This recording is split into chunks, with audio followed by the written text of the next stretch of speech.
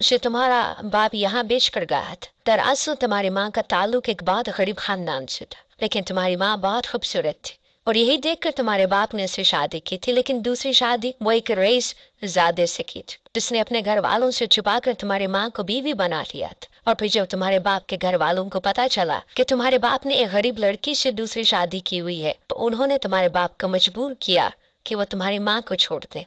तुम्हारा बाप अक्सर अपनी अय्याशी की खातिर हमारे कोठे पर आया करता था, इसीलिए जब उसे तुम्हारी माँ को छोड़ने का कहा गया तो उसने सोचा क्यों ना लगे हाथों पैसा भी बना लिया जाए। उसे तुम्हारी माँ से मोहब्बत तो थी नहीं, वो तो बस वक्ती तौर पर अपनी ख्वाहिश पूरी करना चाहता था और निकाह के नाम पर वो ये काम कर चुका था। इसीलिए उसने तुम्हारी माँ को तलाक दी और फिर यहाँ लाकर रेशमा बाई के हाथों फरोख्त कर दिया। तुम्हारे बाप को नहीं मालूम था कि तुम्हारी माँ पेट से है, और ये बात तुम्हारी माँ को भी नहीं पता थी। जब तुम्हारी माँ यहाँ आई तो वो सदमे से निढाल थी। ये बात उस पर किसी कयामत की तरह थी कि जिस शोहर के साथ उसने वफादारी की थी उस शोहर ने उसे बेच डाला था।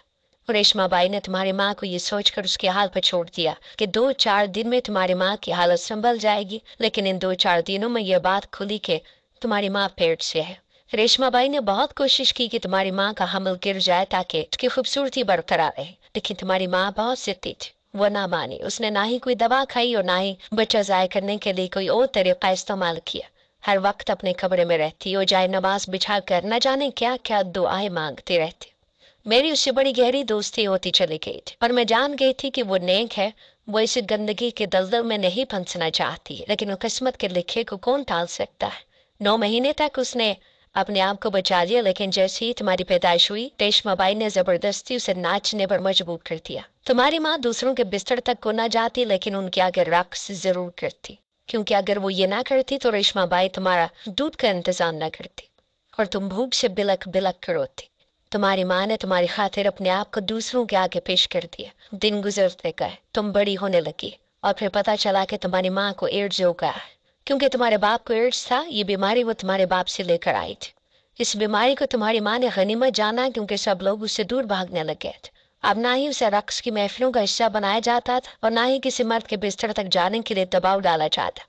तुम्हारी माँ हर वक्त कमरे में बंद होकर इबादत करती है और कुरान पाक की तिलावत करती रहती। कोई तुम्हारी माँ पर जोर जबरदस्ती करने वाला नहीं था। और रेशमा बाई तो खुद उससे मीलों दूर भागती थी। और फिर रेशमा बाई को एक दिन पता चला कि तुम्हारी माँ के पास वो राज है जिसकी वजह से इस कोठे को बहुत नुकसान पहुंच रहा है। रेशमा बाई ने कई दफा तुम्हारी माँ से कहा कि वो राज मुझे दे दो, लेकिन तुम्हारी माँ ने कभी जुबान न खोली। यहाँ तक कि वो इस दुनिया से चली गई और जाते जाते वो राज मेरे हवाले कर गई। उसे इतनी मोहलत नहीं मिली थी कि वो तुम्हें कुछ बता पाती, लेकिन ये बात रेशमा बाई को नहीं पता चल सकी। उसे यही लगा कि तुम्हारी माँ ने मरने से पहले सारी हकीकत तुम्हें बताई है, इसीलिए वो तुम्हारे पीछे पड़ गई। लेकिन यही बात तुम्हारे हक में बेहतर थी कि रेशमा बाई को यही लगे कि वो राज तुम्हारे पास है।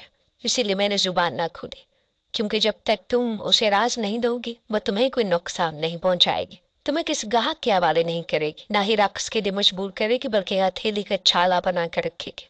वो राज मेरे पास ही गुड़िया, जिसके लिए तुम सालों से रोती आई हो, जिसकी वजह से तुम इस कमरे में बंद हो, और जिस राज को जानने के लिए रेशमा बाई तुम्हारे पांव तक धोकर पीने के लिए तैयार है। ये कहकर शब्बो ने जैसे ही अपनी कमीज उठाई तो मेरी आंखें हैरत से खुल गई। मैंने गैर यकीनी से शब्बो को देखा और कहा कि ये क्या है, क्या इसके लिए रेशमा बाई इस कदर पागल है, और तुम ये बात इतने सालों से मुझे क्यों नहीं बताई। शब्बो हंसी और कहने लगी मुझे सही वक्त का इंतजार था और अब वो वक्त आ चुका है, क्योंकि अब हमें इस राज का इस्तेमाल करना है। तुमने रेशमा बाई के मुंह पर थूका है और ये बात उसे किसी तरह बर्दाश्त नहीं है। अब तक तो वो जैसे तैसे तुम्हें झेल रही थी, लेकिन अब वो तुमसे इंतकाम जरूर लेगी। जितने गुस्से से वो तुम्हारे कमरे से निकली है, मैं जानती हूँ कि अब खामोश नहीं बैठेगी और मैं नहीं चाहती कि तुम उसके इंतकाम की भीड़ चढ़ो। इसीलिए तुम उस राज का इस्तेमाल करो और अपने आप को महफूज करो। आज तक इस राज को तुम्हारी माँ ने यहाँ की दूसरी लड़कियों के लिए इस्तेमाल किया, आज तुम्हारी बारी है। तुम्हारी माँ की नेकी तुम्हारे काम आने वाली है। शबो ने अपने कमीज में से कागज का वो एक बड़ा सा टुकड़ा निकाल कर मेरे हाथ पर रख दिया और कहने लगी मेरी दुआएं तुम्हारे साथ है। मैंने तुम्हारी माँ से जो वादा किया था आज उसे पूरा कर दिया है। मुझे सब कुछ बताकर शब्बो वापस चलेगी और मैं हक्का बक्का से उस कागज को देखने लगी थी। वो एक बहुत बड़ा सा नक्शा था और इस हवेली का नक्शा, इस कोठे का नक्शा, और इस नक्शे में एक चोर रास्ता था। वो चोर रास्ता जो शायद पुराने वक्तों में बनाया गया था। ये हवेली बहुत पुराने जमाने की थी और इस जमाने में ऐसे चोर रास्ते बनाए जाते थे ताकि दुश्मन से हिफाजत की जा सके।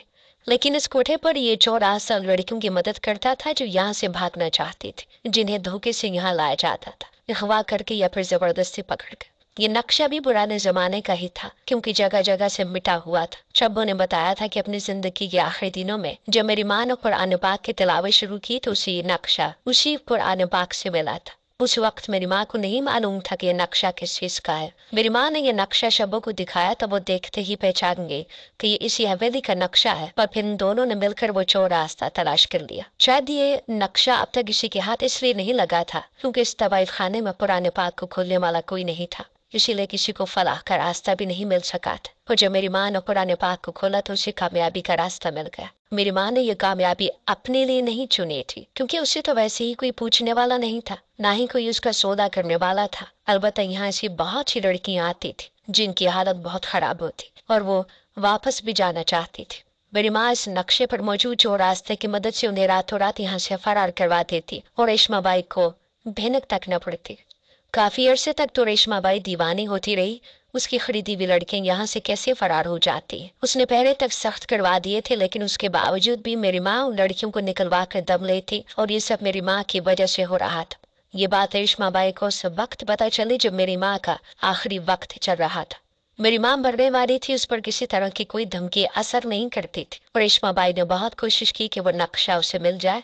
वो चाहती तो मुझे और मेरी माँ को मारने के बाद इस राज को हमेशा के लिए राज रख सकती थी, लेकिन इस चौरासी की जरूरत रेशमा बाई को खुद भी तो थी, क्योंकि अक्सर पुलिस वाले यहाँ आकर रेट मारा करते थे और फिर रेशमा बाई को लाखों रुपए खिलाने पड़ते थे। अगर ये चोर रास्ता रेशमा बाई को मिल जाता तो वो अपने ग्राहकों को इस रास्ते से मौका से फरार करवा कर लाखों रुपए बचा सकती थी। कोठे पर बड़े बड़े नामवर सियासतदान भी आते थे और ये रास्ता उनके लिए भी इस्तेमाल हो सकता था। इस रास्ते का पता चलना रेशमा बाई को लाख रुपए का फायदा पहुंचा सकता था, इसीलिए उसने मेरी जान नहीं ली थी, बल्कि मेरे पाँव धोकर पीने लगी थी। अब ये नक्शा मेरे हाथ लगा था और मुझे उससे फायदा उठाना था। मुझे इससे गंदगी के ढेर से निकलना था और कुछ ही देर में मुझे समझ आ गया था कि यहाँ से बाहर जाने का रास्ता मेरे ही कमरे से है।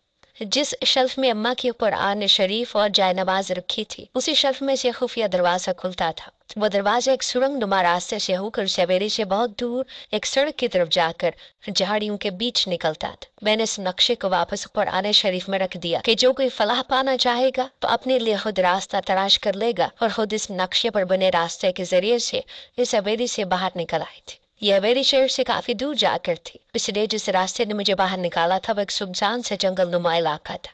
सालों मैंने एक ही कमरे में गुजारे थे और सालों बाद जब बाहर निकली तो एक जंगल जैसी जगह पर थी। कुछ समझ नहीं आ रहा था कि क्या करूं, कहाँ जाऊं। बड़ी मुश्किल से मैं रोड तक पहुंची और फिर ट्रक वाले ने मुझे लिफ्ट दी थी। वो जानना चाहता था कि मुझे कहाँ जाना है, लेकिन मुझे खुद भी मंजिल की खबर नहीं थी। मेरी हालत देखते वो मुझे अपने साथ अपने गाँव लेकर। मुझे पता चला कि ये गुजरावाला का कोई गाँव है। लोग बहुत ही मिलनसार और खुश अखलाक थे। किसी ने ना पूछा कि मैं कौन हूँ, कहाँ से आई हूँ। सबने बस मुझे अपना मेहमान बना दिया। जब मुझे यहाँ 2-4 दिन गुजर गए तो मैंने उस ट्रक वाले की बीवी को अपनी हकीकत क्या सुनाई। जब उसे पता चला कि मेरे आगे पीछे कोई नहीं है और मैं कहाँ से आई हूँ, तो उसने मेरे सर पर हाथ रख दिया, कहने लगी आज से मैं तुम्हारी बहन हूँ और तुम यहाँ रह सकती हो। उस गाँव का वडेरा एक बहुत बड़ा सियासतदान था और बहुत नेक इंसान था। उस ट्रक वाले ने सारी बात जाकर अपने वडेरे शाही को बताई। उन्होंने यकीन दिलाया कि वो रेशमा बाई के खिलाफ कार्रवाई जरूर करेंगे और इंसानी खरीदो फरोख्त के खिलाफ आवाज उठाएंगे, और उन्होंने ऐसा किया भी। रेशमा बाई के खिलाफ FIR भी दर्ज करवाई और मुझे गवाह भी बना दिया गया। लेकिन यह कानून की गिरफ्त इतनी मजबूत नहीं है। कुछ दिन हवालात की आवा खाने के बाद रेशमा बाई फिर दोबारा अपने कोठे पर पहुंच गई थी और पहले से ज्यादा मजबूत हो गई थी। मगर मैं कभी कभी सोचती हूँ कि जिस इंसान को फलाह पानी उसे फलाह मिल सकती है। अगर कोठे पर आने वाली लड़कियां अपनी हालत पर अल्लाह से रुजू करेंगी और कुरान पाक खोलेंगी तो उन्हें उस कोठे से निकलने का रास्ता खुद ब खुद मिल जाएगा। मैंने अब इस मामले को अल्लाह और उसके बंदों में छोड़ दिया है। बस मैंने एक बात सीख ली है कि मुश्किल वक्त में भी अगर इंसान अल्लाह को पुकारे तो मदद वहां से मिलती है, जहाँ से इंसान गुमान भी नहीं कर सकता। जहाँ मैंने इस माशरे का इतना बुरा रूप देखा था, वहीं ट्रक ड्राइवर उसकी बीवी का एक बहुत खूबसूरत रूप भी देखा था।